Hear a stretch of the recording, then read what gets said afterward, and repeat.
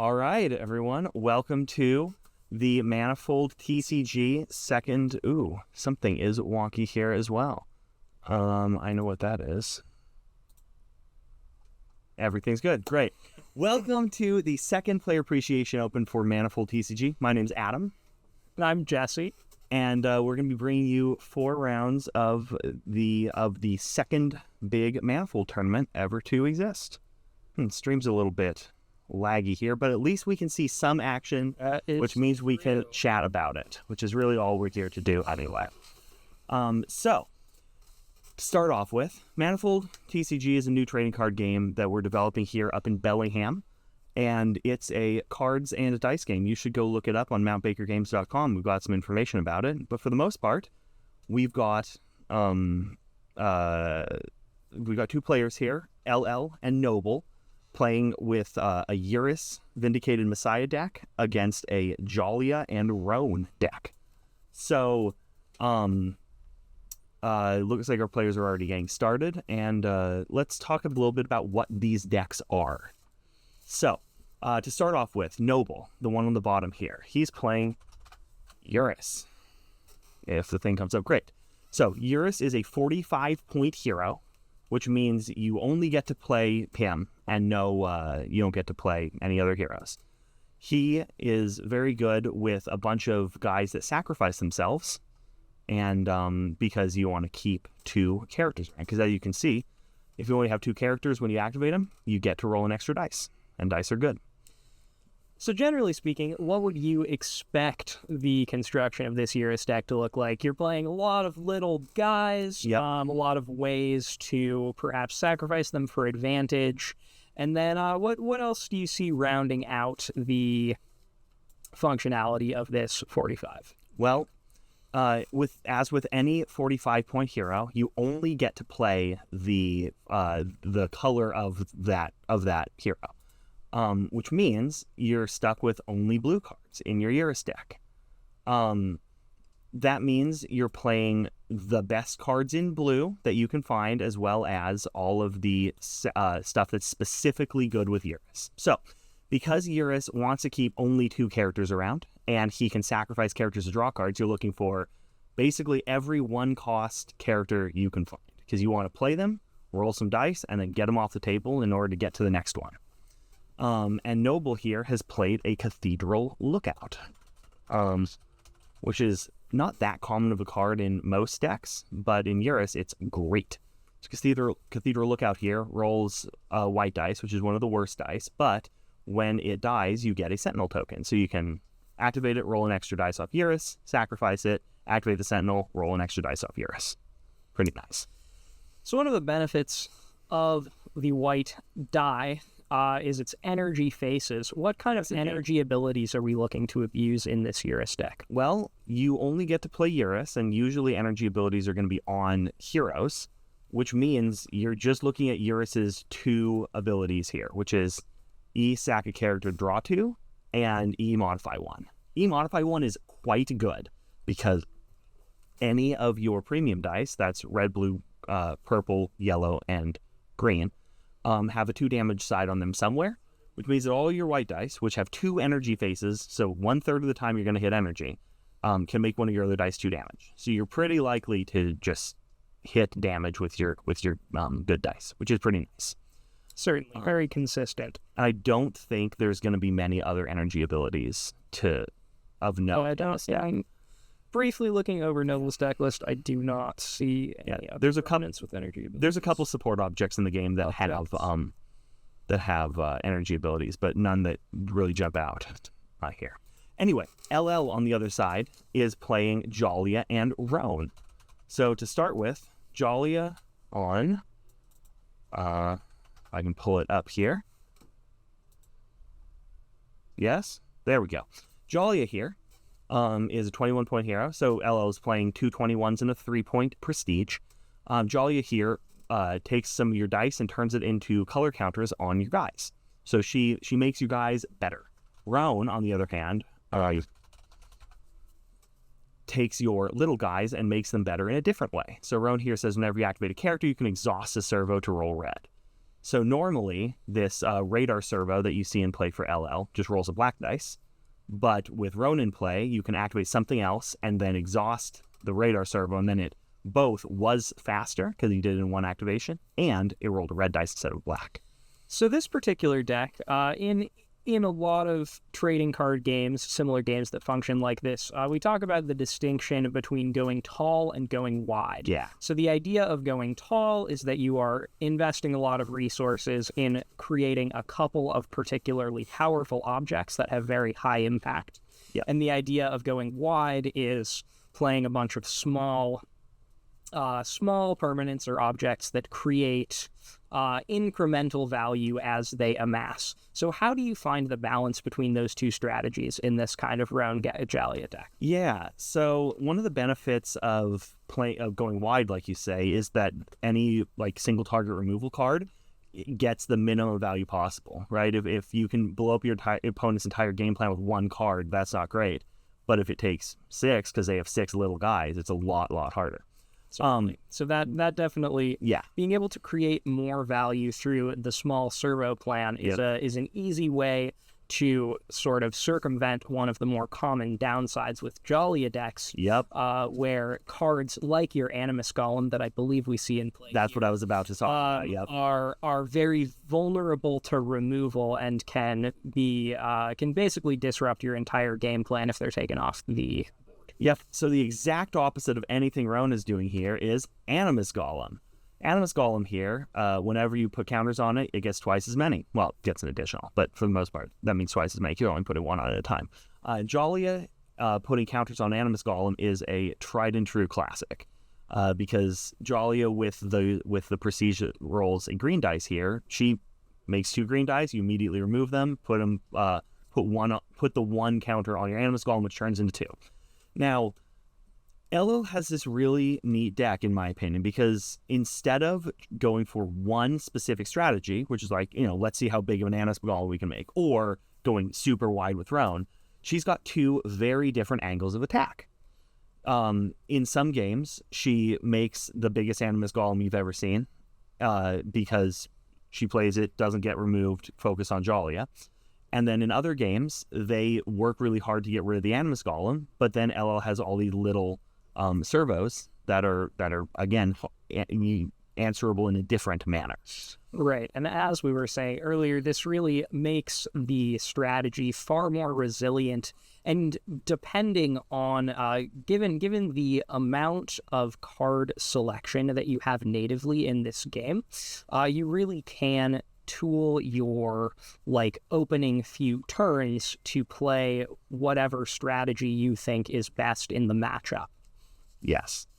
So if you're playing against something with a lot of spot removal, say in blue, you have a lot of excellent options like Excommunicatus, deal 2 damage to a support character. Yep. Sever the Ties and Strike Down. You can go a little bit wider and invalidate your opponent's removal spells by using the more servo-centric plan rather than the Animus Golem plan. Exactly. So to get more in depth on what we're actually seeing on the table here, Noble just made a really sick play. So he was able to hit Jalia for half her health at the beginning of the round, during round 1. So Jalia started the round at 8. And Noble, it looks like he's starting the round by activating Revenant, which when it dies, it deals 3 damage to any character. Pull that up. And then immediately playing Remembrance, getting back, I need to spell that right. Getting back a Federation Battle Mage, which sacrifices the Revenant. Long story short, he was able to sacrifice the Revenant really quickly and easily in order to do 3 damage to Jalia, putting her at 5 at the start of round 2. And generate fast claw. A large number of dice in the process. Absolutely. So Jalia's at 5. Noble's got some Modify and 6 damage in his pool already. So Jalia's going down this round. See no shield sides anywhere, so it looks like Jalia may be going down. Jalia's absolutely so action. He's got 4 damage on 4 damage and 2 mental damage. 4 physical, 2 mental, so it's not doing 5 at once. But it does look like Noble is going to start resolving. Or putting Jolly at 2 and therefore dead to the 2 mental damage. And Noble, I imagine, has to still have somewhere in the realm of 5 cards in hand. Yeah. And 3 gems left to spend this round. So we are starting to see while Eurus has taken some damage. Interestingly, the way that hero scaling in this game functions is that the highest cost single principles have smaller health pools. Yes. So the more heroes you get, the worse each individual one is in terms of their ability, but the more health you get overall. And so Eurus having 30 health is the lowest health total I believe you reasonably can start with in set. I think quite literally. You have provided you are using your points in a manner that is close to efficient. Yes. And so Noble needs to either end the game or create enough of an advantage with Eurus's ability to keep him going as fast as possible. If it's just a race, he's probably going to lose in terms of just total health pool. Right. But luckily enough for Noble, Eurus goes fast. Eurus can absolutely, if you get anywhere near a good hand, Eurus can just blaze through your opponent's health. And we're seeing that now. Remembrance here is going to stick around and play and give Noble a lot of extra dice over the course of the game. You're seeing here, activating that Sentinel is going to roll, do what it normally does, but also roll a white from Eurus. And when he spends an energy to sacrifice it to draw 2 cards, he'll roll a black off of Remembrance. And that just keeps going. Every single one of his characters is going to roll an extra white and an extra black dice when they do things. Yeah, and you end up in these loops where you're discarding cards from your hand to reroll your white dice to find energy sides to sacrifice your support characters to draw more cards to really fish for whatever the best sides on any combination of your dice could possibly be. Yeah.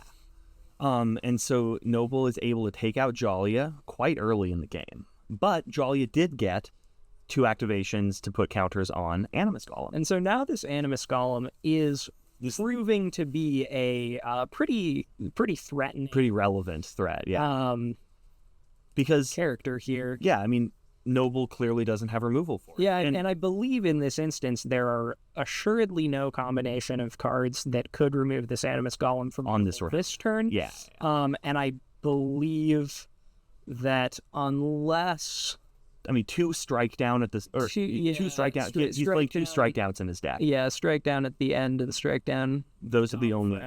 Oh, he could draw and play 2 Excommunicatuses. That would kill it for 2. That is correct, I suppose. But really the point is Noble's probably just racing and not worrying about the Animus Golem, which means that Animus Golem might get huge. Yes, pretty sweet. And notably, green dice not the most efficient way of killing your opponent. Yes. While they do allow you a lot of agency over what cards you are playing because of all of the draw and the occasional ability to grind your opponent out through discard phases. Yeah.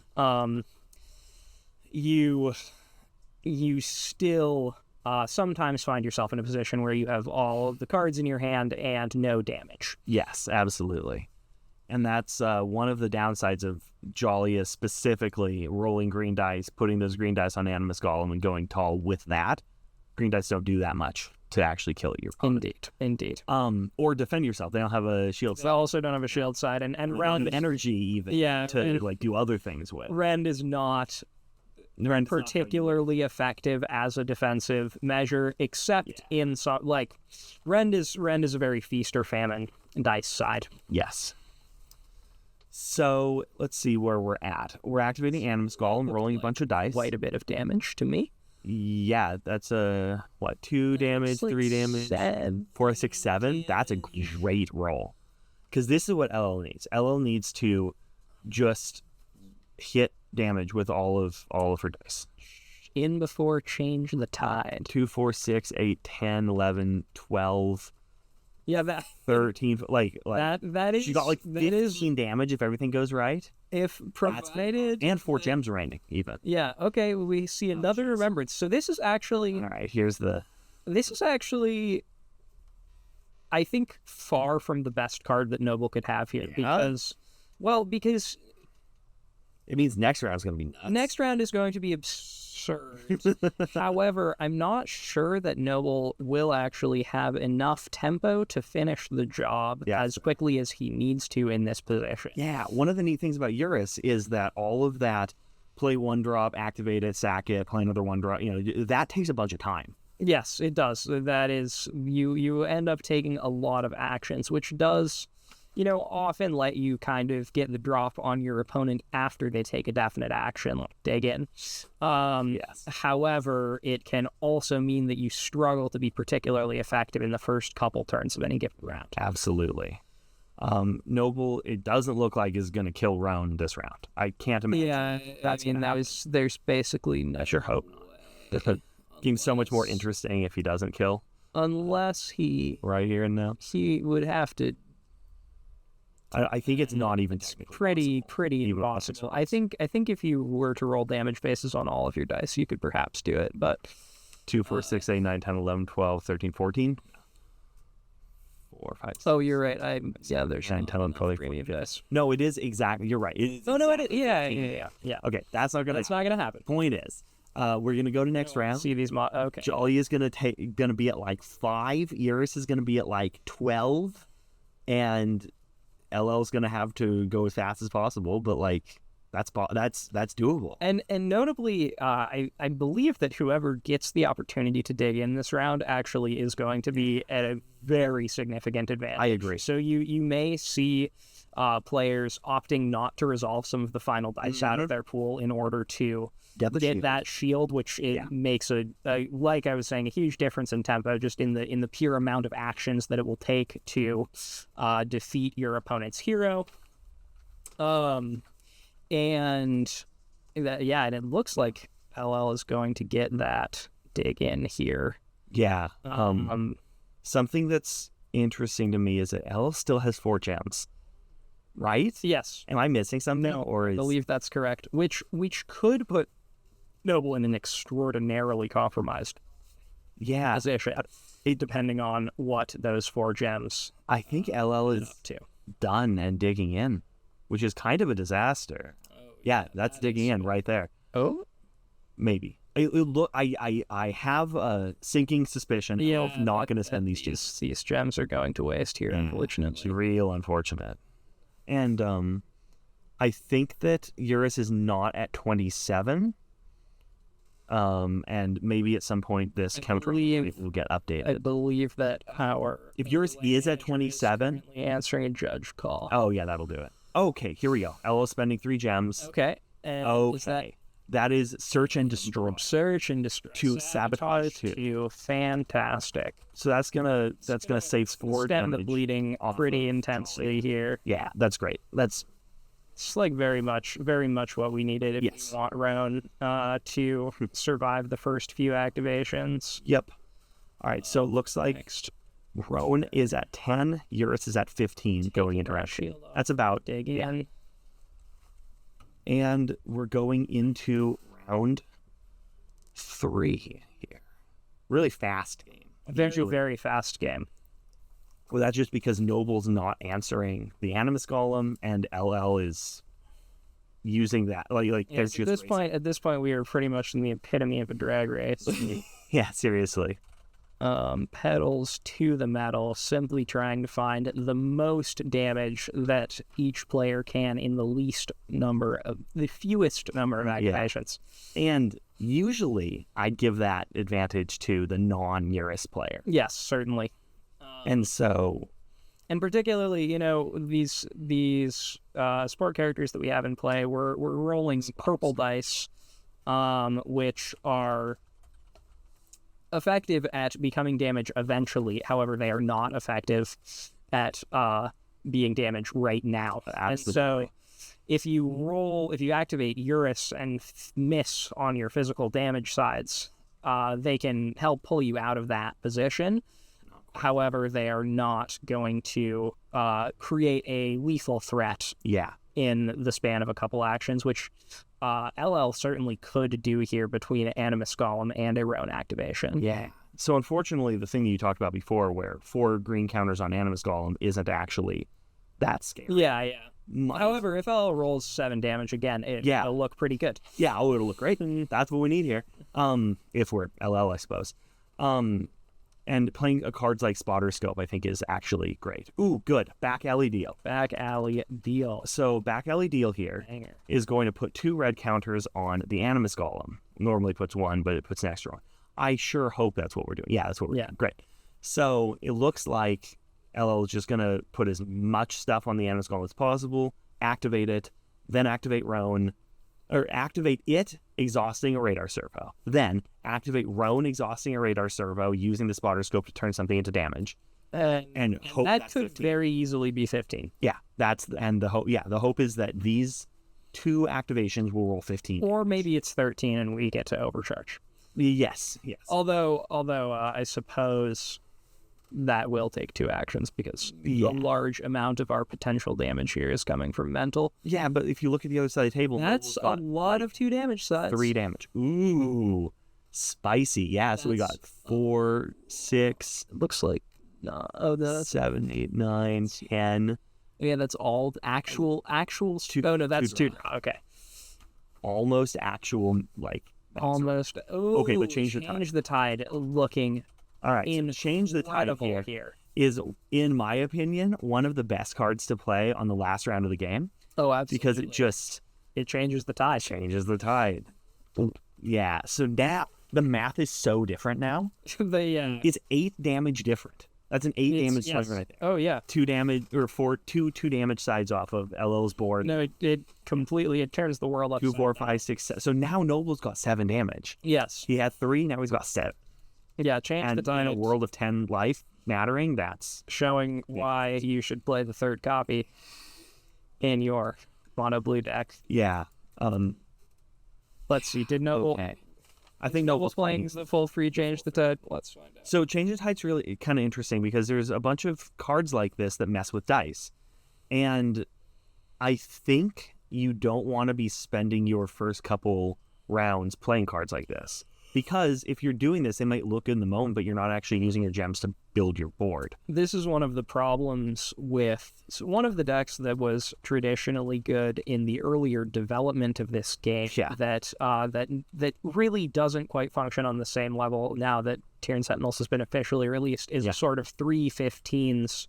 Kind of low to the ground disruptive deck. Yeah. That is designed to really put a lot of strain on your opponent's dice pool. This is, in fact, Jesse's pet deck. It is, in fact, my pet deck.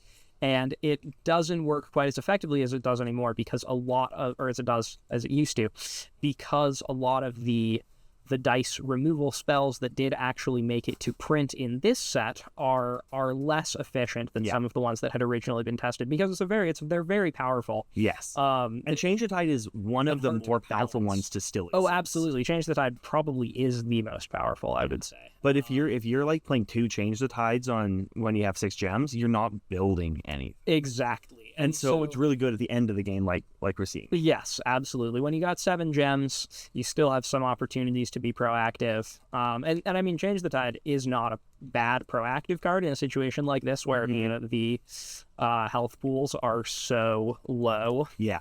Yeah, when you're fishing for 8 damage versus 6 damage or whatever, it's great. Absolutely.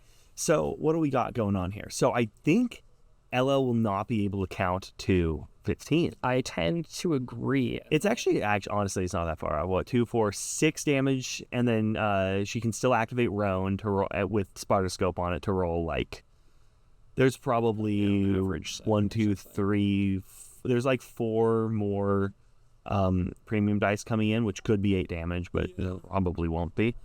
Meanwhile, Noble has a whole pile of modify, whole pile of damage. He's got 2, 4, 5, 6. Looks like 10 damage. Is that a second Change Tide? Did he play second Change? I believe he did. Second Change Tide. Yeah. So so this is okay. And now this is so the classic double Change the Tide to pump Noble's damage up to at least. Noble has lethal in play. Yep. Which means LL is fishing for a shield here on a red dice. Looks like Unfortunately, rolls nothing but damage, which would be great. Would have been great if we did not get Sabotage Ford. Yes. LL does technically have the opportunity to... No, I guess. Yeah, it looks like still pretty Noble resolves a bunch of damage.